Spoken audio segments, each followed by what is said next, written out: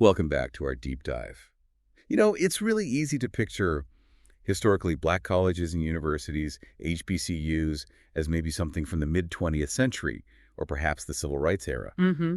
But the truth is, the roots go much, much deeper.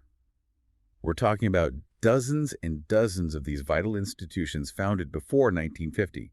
Some stretch back well over 150 years. It's an incredible history, and when you think about the context, severe segregation, outright hostility in many cases, founding a college was, a monumental act. Absolutely. It wasn't just about classrooms and books. It was about self-determination, about carving out a space for opportunity where society was actively trying to deny it. Exactly. So this deep dive, it's really about exploring those origins. What were the initial missions? Who were the people driving this? It's fundamental to understanding the fight for educational equity in America. Right. So if you've ever wondered about the evolution of higher education in the U.S., or maybe the specifics of how these particular institutions battled for existence and impact, well, you're definitely in the right place. We've been digging through historical records, summaries, all sorts of accounts detailing HBCU foundations between roughly 1837 and 1950. It's a huge amount of information, really fascinating stuff. It really is. And our mission today, our goal, is to sort of unpack that. We want to uncover the diverse beginnings, the unique goals, those pivotal early years for a whole slew of these schools, and give you a real sense of this landscape. Sounds good. It's a rich story to tell. Okay, let's jump in. Where do we even begin? We have to start with the real pioneers, right? The ones established even before the Civil War. Absolutely. That period, say 1837 up to 1865, it's foundational. And what's really striking is that even before emancipation, you see these seeds being planted, often a mix of philanthropy and sheer aspiration from the Black community itself. So first up has to be Cheyney University, Pennsylvania, 1837. Just think about that date for a second. Yeah, it's decades before the war. Decades. It's recognized as the very first institution of higher learning for African Americans in the U.S. It owes its existence to a Quaker philanthropist, Richard Humphreys. He saw the need, left money in his will specifically for this purpose. Right. And it started as the African Institute, then became the Institute for Colored Youth. The name changed over time, but that core idea was there from day one. What strikes me there, too, is the role of someone like Humphreys, a white philanthropist. It points to some level of collaboration, or at least shared understanding of the injustice, even that early on. It does, though we have to be careful not to overstate it given the times. But yes, individuals like Humphreys using their resources created openings where basically none existed. It thinks that those early, often overlooked cross-racial efforts. Okay, moving forward a bit, 1854, Lincoln University, also in Pennsylvania. This one marks another major milestone. The first degree granting HBCU. Exactly. Founded by Presbyterian ministers John Miller Dickey and Sarah Emlyn Cresson. Their goal was higher education, specifically liberal arts and sciences, for young Black men. It wasn't just basic skills. It was aiming higher. That's a critical distinction. Moving to degree granting status shows a shift, right? It's not just about literacy anymore. It's about developing intellectual leadership, providing an education on par with what was available to white students. A clear step up in ambition. Then, just 2 years later, 1856, we get Wilberforce University in Ohio. Wilberforce. Really significant. Why is that? What makes it stand out? Well, it's the oldest private HBCU continuously owned and operated by African Americans. That's key. It was a joint venture initially between the AME Church, the African Methodist Episcopal Church, and the Methodist Episcopal Church, but the AME Church took full control later. And named after William Wilberforce, the British abolitionist. Right. And its initial focus was classical education and teacher training. That tells you a lot about the priorities, intellectual rigor, plus building the capacity to educate their own. That AME Church connection seems vital. Owning and operating meant they could really shape the curriculum, the environment, make it relevant. Absolutely. Agency was huge. And that focus on teacher training pops up again and again. It was about building the infrastructure for education from within the community. Okay, 1857 takes us west of the Mississippi, Harrisville State University. Yeah, in St. Louis. Its origins are a bit different. How so? It was started by the St. Louis Public Schools as a normal school, basically, a teacher training school. And it was the first public teacher education institution west of the Mississippi. Now, it wasn't exclusively for African Americans initially, but it played a crucial role. So a public entity involved early on. That's interesting. It suggests some recognition, at least in St. Louis, of the need for trained teachers across the board. It does, and it shows this push for educational infrastructure wasn't just an East Coast thing. The question, of course, is how accessible it truly was for Black educators at the very start. Right. Then we get into the Civil War years. 1862, the beginnings of Lemoyne-Owen College in Memphis. Yes, started as Lincoln Chapel, an elementary school initially. Founded by the American Missionary Association, the AMA, their goal was pretty direct: educate freedmen and runaway slaves during the war. The AMA was incredibly active in the South, especially during and right after the war. They established hundreds of schools. For Lemoyne-Owen, starting as an elementary school and evolving into higher ed shows that trajectory of meeting immediate needs and then building upwards. You can really see the direct link there, Yeah. the fight for freedom and then immediately the pursuit of education. It was fundamental. Knowledge was power, literally. Okay, so that takes us to 1865, the end of the Civil War. And suddenly, boom, a huge surge in the founding of HBCUs. Why then? What changed so dramatically? Well, emancipation is the obvious answer. Millions of people were newly free, and the thirst for education was overwhelming. After generations of being denied learning, it was seen as absolutely essential for, well, everything: self-determination, economic survival, participating in civic life. It was a powerful expression of freedom. Makes perfect sense. So who's leading this 1865 wave? Let's start with Bowie State University in Maryland. It's the state's oldest HBCU, and actually one of the 10 oldest in the whole country. And how did it start? As the Baltimore Normal School, again, that focus on teacher training, you see the pattern. Maryland needed Black teachers for its Black schools, and Bowie State stepped into that role right away. That teacher training focus. Mm-hmm. Why was it so consistently prioritized? Several reasons, really. One, the sheer numerical need for teachers in Black communities was enormous. Two, teaching was often one of the very few professional paths open to educated African Americans at the time.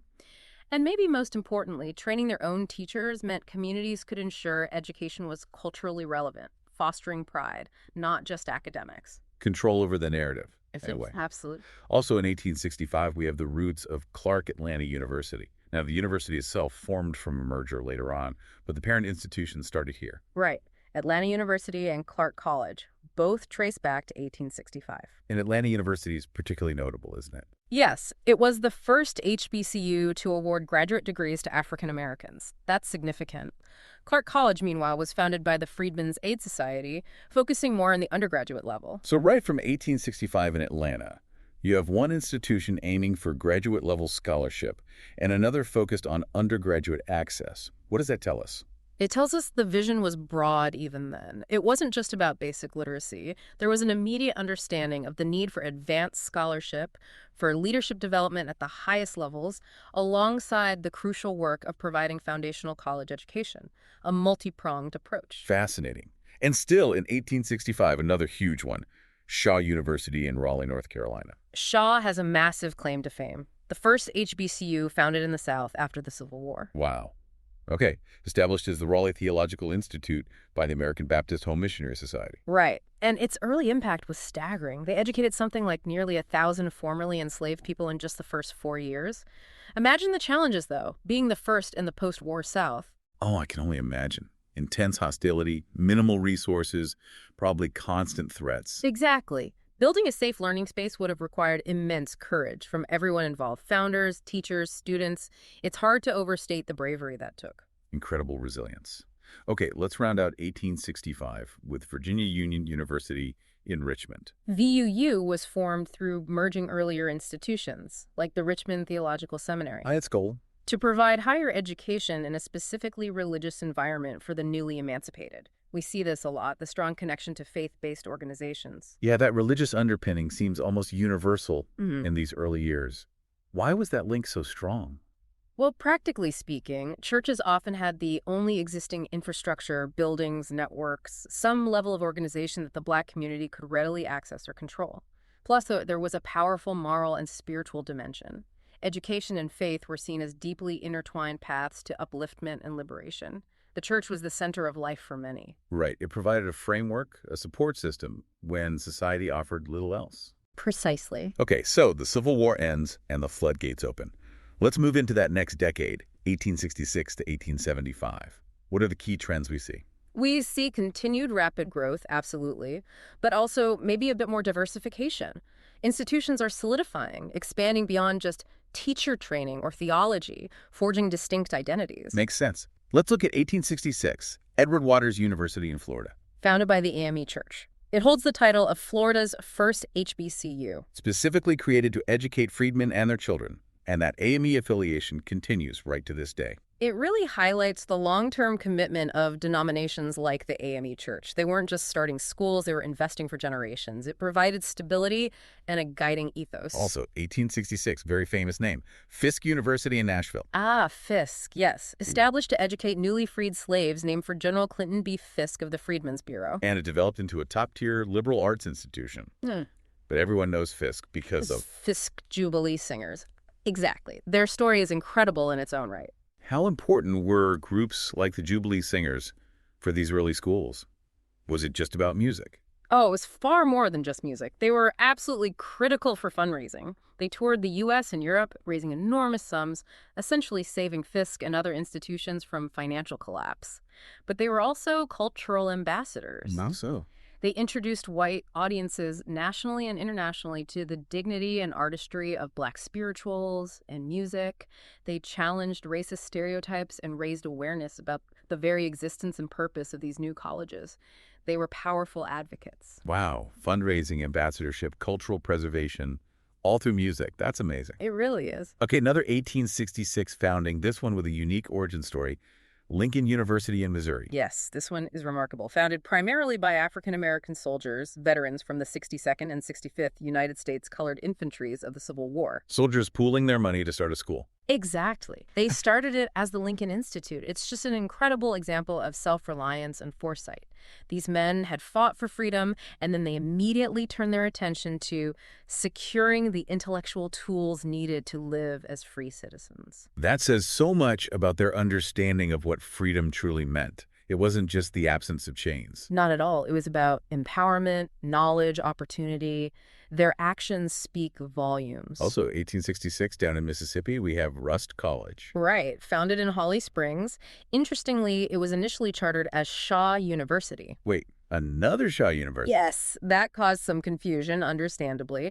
It was later renamed to honor Reverend Richard S. Rust, a prominent figure in the Freedmen's Aid Society. But it's one of the oldest HBCUs in Mississippi. Why the name changes and overlaps? Was it common? It happened reasonably often in the early days. There was a relatively small pool of widely recognized names, abolitionists, supporters, religious leaders, that founders wanted to honor. As institutions grew, got new benefactors, or just wanted a unique identity, names would change. It was part of the evolution. Okay, 1867. This year seems incredibly busy for HBCU foundations. Just an explosion. It really was. Reconstruction was underway, and the push for education was intense. Let's start with Alabama State University. Its beginnings sound incredibly humble. Almost unbelievably so. Started in Marion, Alabama as the Lincoln Normal School, founded by 9 formerly enslaved men, known today as the Marion Nine. And how did they fund it?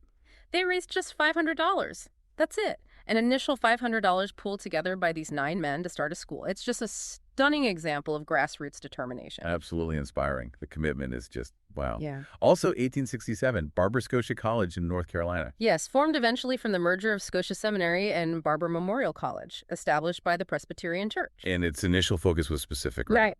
Yes, initially it was focused on educating African-American women, training women teachers, leaders for the community. It only became coeducational much later. So the Presbyterians saw educating women as a priority early on. What does that suggest? It suggests they recognized the absolutely crucial role women played in families, churches, community uplift. Educating women was seen as key to elevating the entire race. These women's seminaries offered opportunities that were desperately needed in a society that severely restricted options for Black women. Right. Fayetteville State University, also 1867, North Carolina again. Started as the Howard School, like many others, it eventually became a state-supported teacher training institution. That shift to state support, what drove that? Was it purely altruistic? Rarely purely altruistic. It was often a mix of factors.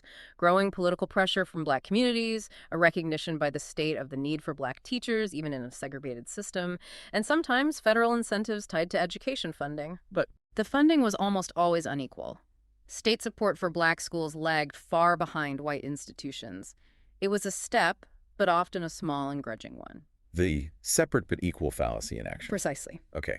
We absolutely cannot talk about 1867 without mentioning the giant. Howard University in Washington, D.C. No, you certainly cannot. Howard is unique. Founded directly by an act of the U.S. Congress. Named for General Oliver O. Howard, head of the Freedmen's Bureau. That federal involvement is huge. It signaled, at least initially, a national-level commitment or acknowledgement of the need for higher education for African Americans. Its location in D.C. also gave it immediate prominence. And its mission was broad from the start. Liberal arts, sciences, professional schools later on. It aimed high. It really did, and it quickly became a hub for Black intellectuals and a leader in research and civil rights advocacy. Its impact is just immense. Okay, still in 1867, Johnson C. Smith University in Charlotte, North Carolina. Another Presbyterian founding, started as Biddle Memorial Institute. And its initial focus. Primarily educating Black men for the ministry, like we saw with some others. It was later renamed Johnson C. Smith after a major donation from Mrs. Jane Berry Smith in honor of her late husband. That focus on ministry keeps coming up. Why was training ministers so central? Because the minister was often the central figure in the Black community. They weren't just spiritual leaders. They were often community organizers, educators, political advocates, counselors. An educated ministry was seen as essential for guiding the community through incredibly difficult times. Okay, makes sense. And then also 1867, another incredibly well-known name, Morehouse College. Yes, originally founded in Augusta, Georgia as the Augusta Institute. Also focused on theology and education for Black men initially. Correct. It later moved to Atlanta and was renamed in honor of Henry Lyman Morehouse, a key figure in the American Baptist Home Mission Society, which strongly supported the school. Morehouse has this incredible legacy of producing leaders, Dr. King obviously, but so many others in various fields. What do you think is the key to that enduring legacy? That's the million-dollar question, isn't it? I think it's a combination of things. A rigorous academic environment, yes, but also a profound emphasis on character, leadership, service, and frankly, instilling a sense of responsibility to uplift the race. The Morehouse mystique, they call it. It's about fostering excellence and social consciousness in Black men. A powerful combination. Yeah. Okay, still in 1867, Morgan State University in Baltimore. Started as the Centenary Biblical Institute. By the Methodist Episcopal Church, again with that initial goal of training ministers. Yes. It later became Morgan College and then eventually Morgan State University, a public institution. So another example of that transition from private religious founding to state university status. What are the trade-offs there? Well, the big advantage of becoming public is usually more stable funding from the state, potentially lower tuition, making it more accessible. The potential downside can be less autonomy, more state bureaucracy, maybe political pressures that could dilute its specific mission or focus on the Black community. It's often a complex calculation for these institutions. I can see that. Also 1867, St. Augustine's University in Raleigh. Founded by the Episcopal Church. Their stated mission was very direct: educate freed slaves. Simple as that. Another example of sustained commitment from a religious denomination. Absolutely. These church affiliations provided not just money, but a moral compass and a supportive community structure. And one more for 1867, Talladega College in Alabama. Talladega has a powerful founding story, too. Established by two former slaves, William Savory and Thomas Tarrant, with support from the American Missionary Association. Founded by formerly enslaved men themselves. Yes. It's Alabama's oldest private HBCU. That act of formerly enslaved individuals founding a college, it just speaks volumes about their belief in education as the path forward. It's profoundly moving. Truly. Okay, let's move into 1868, Hampton University in Virginia. Known initially as Hampton Normal and Agricultural Institute. Founded by General Samuel Chapman Armstrong. And the name suggests its focus. Exactly.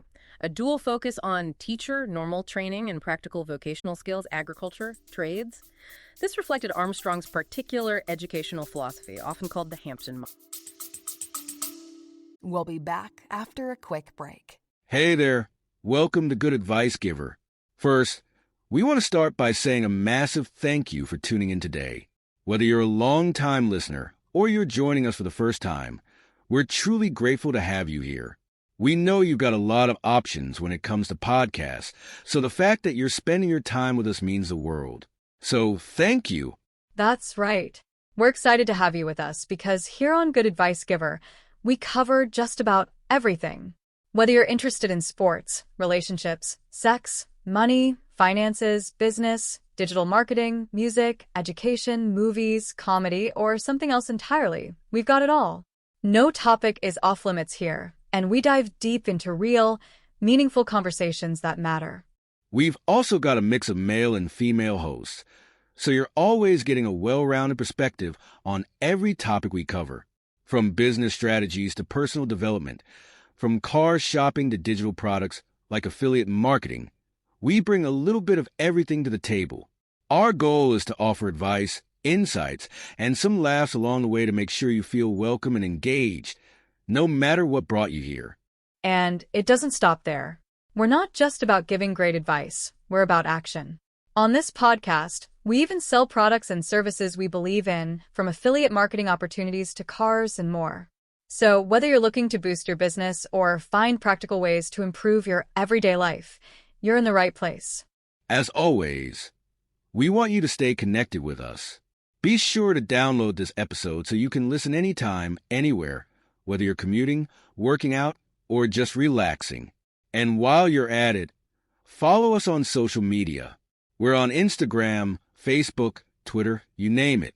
That's the best way to stay in the loop for upcoming episodes, behind-the-scenes content, and even giveaways. And don't forget to subscribe to our YouTube channel.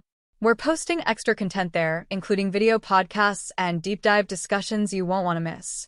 Be sure to like, comment, and subscribe, and let us know what topics you want to hear more about. Lastly, check out the link below in the description for exclusive offers, resources, and more ways to connect with us. We're here for you, and we can't wait to bring you more valuable content. Thanks again for tuning in to Good Advice Giver. Let's get started. Why that emphasis on vocational training alongside academics? Was that common? It was a significant model, yes, though sometimes controversial. The idea was practical skills were essential for economic self-sufficiency for newly freed people. Agriculture and trades offered immediate pathways to earning a living. The debate was sometimes whether this emphasis came at the expense of a more rigorous liberal arts education. Ah, the Booker T. Washington versus W.E.B. Du Bois debate in miniature almost.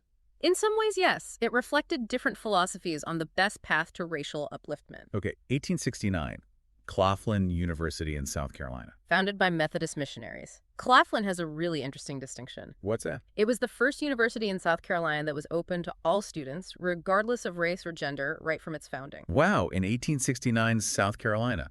That's incredibly progressive and, frankly, brave. Extremely brave. It must have faced enormous pressure. But it set a standard, even if it was difficult to maintain in practice later on as Jim Crow laws tightened. It was a statement. A powerful statement. Also, 1869, the roots of Dillard University in New Orleans. Yes, like Clark Atlanta, Dillard formed later from a merger. The predecessor institutions, Straight University and New Orleans University, both got their start around 1869, both with strong church affiliations. Why merge later on? What's the typical driver? Often it's about consolidating resources, strengthening academic programs, maybe achieving greater financial stability. By combining forces, they could potentially create a stronger, more comprehensive institution for the Black community in New Orleans. Makes sense. Okay, 1870, Allen University in Columbia, South Carolina. Another AME church founding, named after Bishop Richard Allen himself, the founder of the AME Church. That naming convention really anchors it in that specific tradition. Absolutely. It connects the university directly to the origins of the AME Church and its long fight for Black autonomy and uplift. It's highly symbolic. Also 1870, right there in Columbia, South Carolina as well, Benedict College. Founded by Northern Baptists, specifically Bathsheba A. Benedict, who provided the initial funding. Its purpose was clearly stated: to educate freedmen. So we see Northern Baptists, Methodists, Presbyterians, the AMA, Quakers.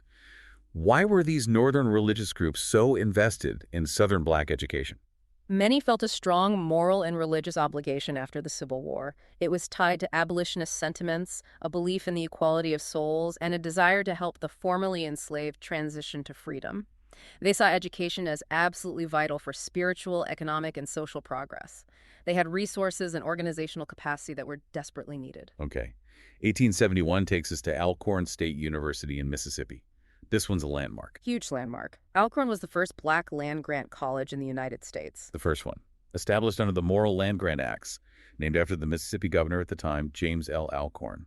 What did being a land-grant institution mean practically? It meant access to federal land and funding, specifically directed towards teaching agriculture, mechanical arts, engineering, and military science, alongside other studies.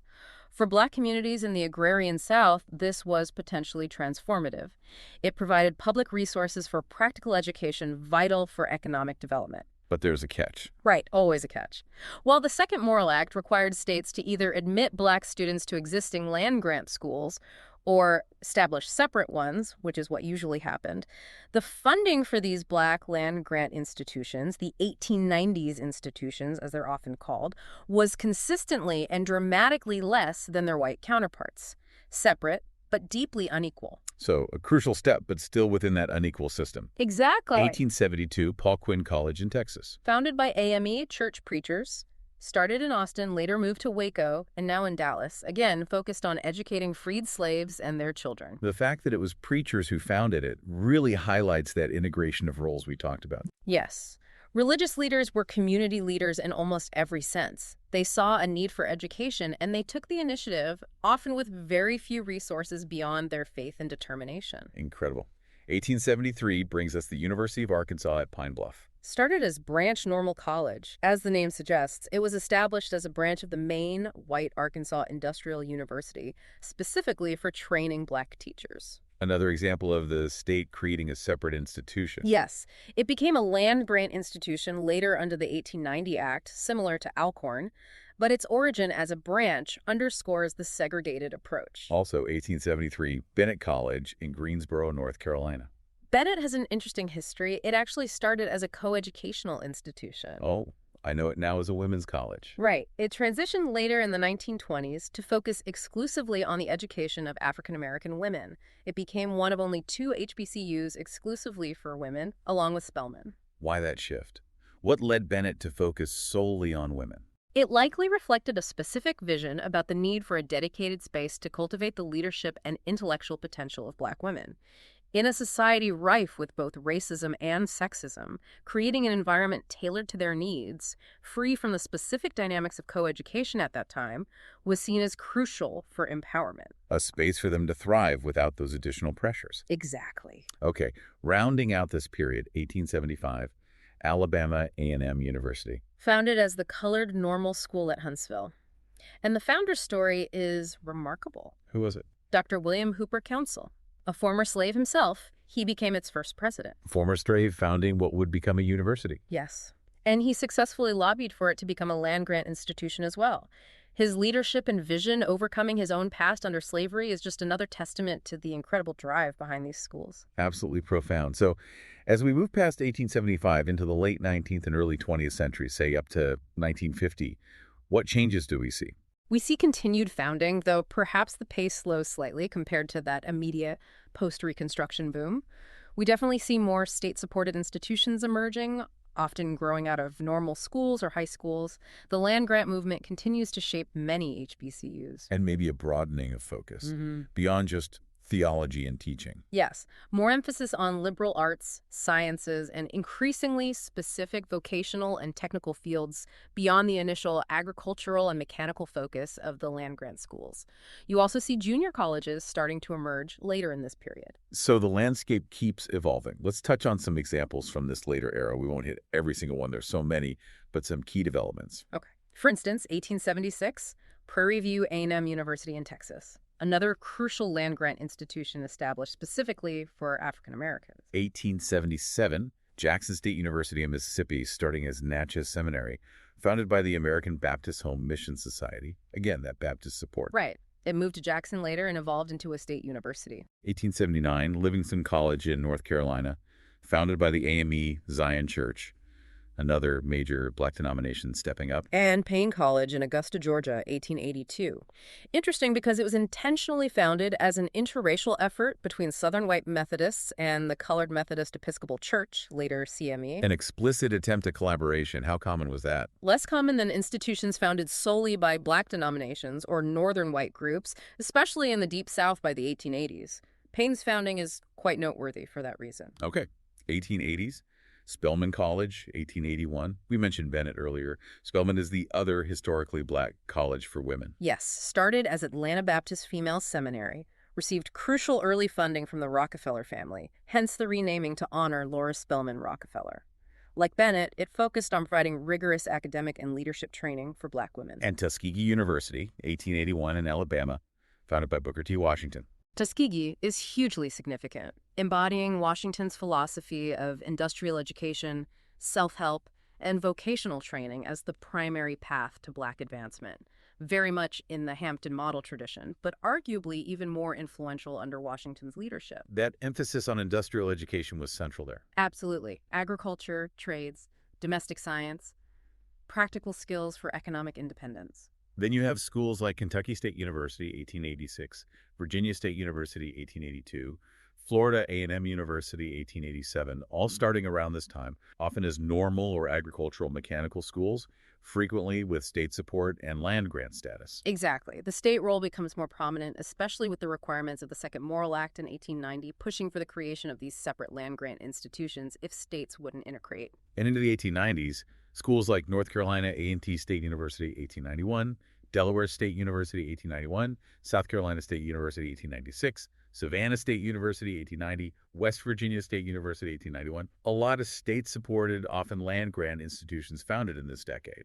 Yes, the 1890s were a key period for the establishment of the 1890 institutions, the historically Black land-grant universities. It really solidified that parallel system of higher education in many southern and border states. Moving into the early 20th century, say 1900 to 1950, we still see foundings like Elizabeth City State University, 1891, but developing significantly later, Grambling State University, 1901, starting as a private industrial school, North Carolina Central University, 1910, founded by James E. Shepard as a private institution initially, Tennessee State University, 1912, state-funded normal school. Right. Many institutions founded in this period started as normal schools or even high schools and gradually evolved into four-year colleges and universities over several decades. The path wasn't always direct. And you also start seeing some junior colleges emerge that later gain HBCU status, focusing often on vocational or technical training, like Coahoma Community College, 1949, or Gadsden State Community College's Valley Street campus, 1935 origin. Exactly. The landscape becomes more diverse, with different types of institutions serving different needs within the community, from two-year technical programs up to graduate and professional schools at the larger universities. It's just an incredible sweep of history. Nearly 115 years from 1837 to 1950, just packed with the creation of these institutions against incredible odds. It really is. When you lay it out like that, the scale of the effort is breathtaking.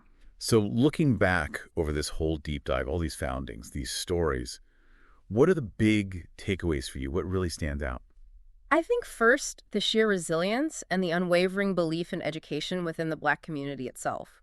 From formerly enslaved individuals pooling pennies to soldiers founding schools to established churches making it a central mission, that internal drive is the core story. Yeah. Second, the absolutely critical role of allies and institutions, religious denominations, both Black and white, philanthropists, the federal government, however inconsistently, in providing resources and legitimacy when they were desperately needed. Right. It was often a combination of internal drive and external support. And third, the diversity of missions.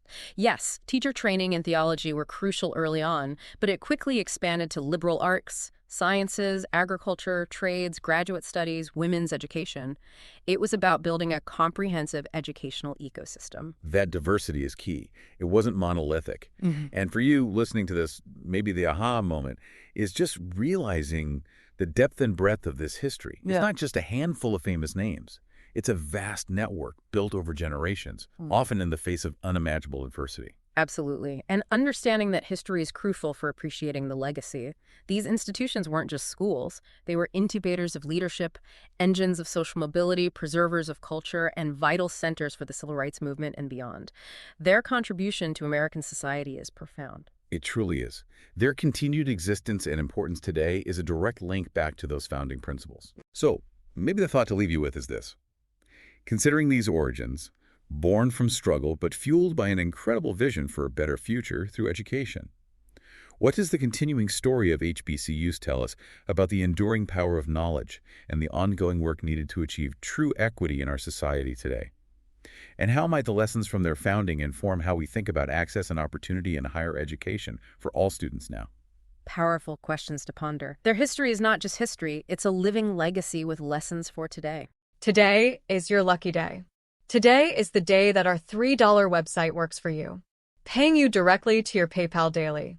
Imagine $3 ongoing continuous payments to your PayPal account. Imagine falling asleep and waking up to $300 in your PayPal account. How would this make you feel? How could this help you? What bills could you pay? What kind of fun could you have? What does that retirement look like now? All for a one-time payment of $3. This website is DFY done for you, fully built and completely hosted, and never stops collecting payments for you. You have spent $3 on coffee on a regular, but that coffee won't help you create multiple streams of income. Click the link below.